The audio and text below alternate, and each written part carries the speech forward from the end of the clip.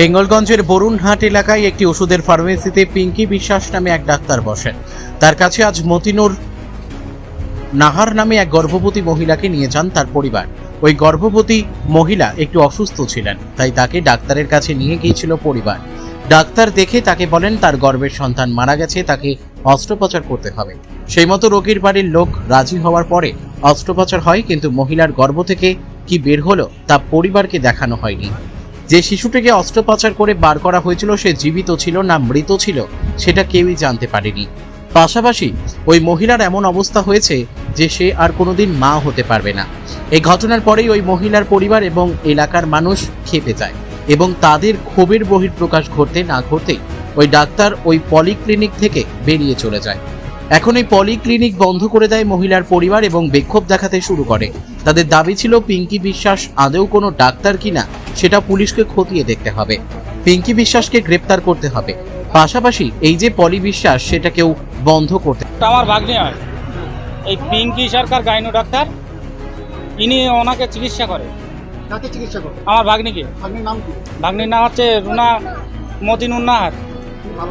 মতিনুর নাহার ওনাকে ডাক্তারবাবু দেখে ব্লাড ভাঙার পরে ডাক্তারবাবুকে দেখায়। ডাক্তারবাবু বলে যে ডিসি করা যাবে এখন ইমিডিয়েটলি, আর নইলে এই পেশেন্টের অবস্থা খারাপ হয়ে যাবে। সে বাচ্চাটা ডিসি করি, সে বাচ্চাটার গায়ে হাত দিতে পারেনি।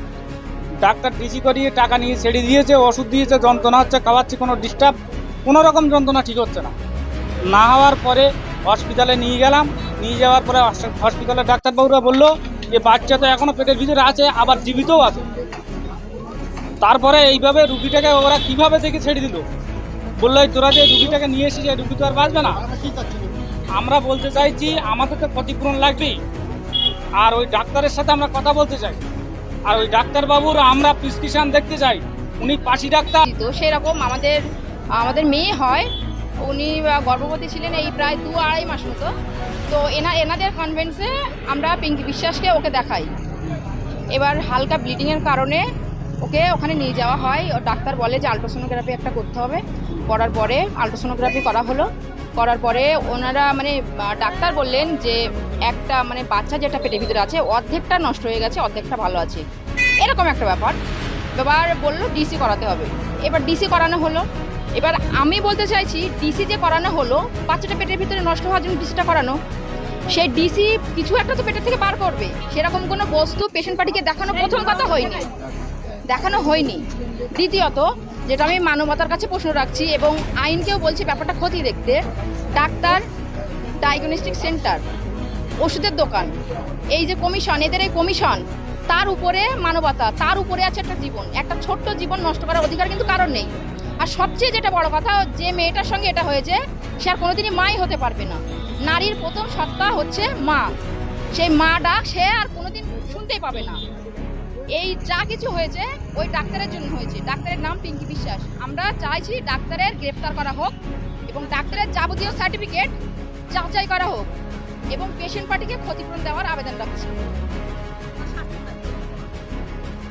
আইন এই ব্যাপারটা খতিয়ে দেখুন।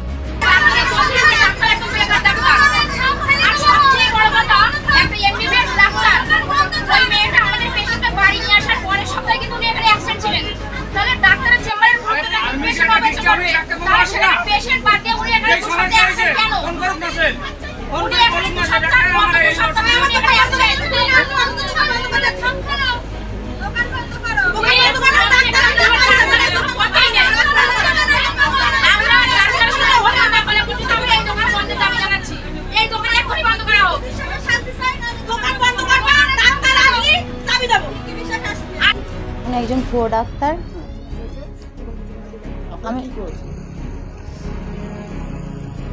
আমি জানি না যে আমার মা হতে পারবো কি না। আমি ওনার শাস্তি চাই, যেন আর কোনো মেয়ের উপর দিয়ে এটা না যায়, এরকম ট্রিটমেন্ট আর কারো না হোক। যেটা আমার উপর দিয়ে যাচ্ছে সেটা অন্য কেউ আর না পাক। করেছে, ওনার শাস্তি চাই। পিঙ্কি বিশ্বাস। শেখ রতনের report, PB news.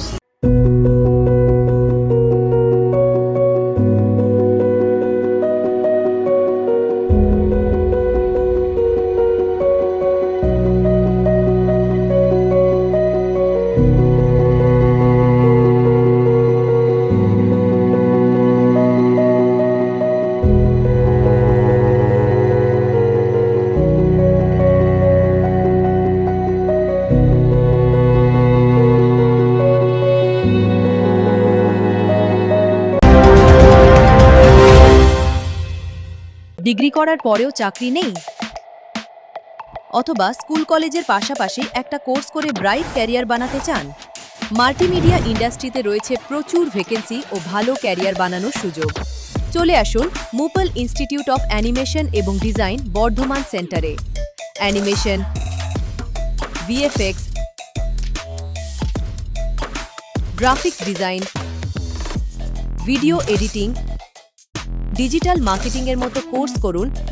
Industry standard ট্রেনিংয়ের সঙ্গে থাকছে 100% প্লেসমেন্ট অ্যাসিস্ট্যান্স। আজই যোগাযোগ করুন স্ক্রিনে দেওয়া নম্বরে।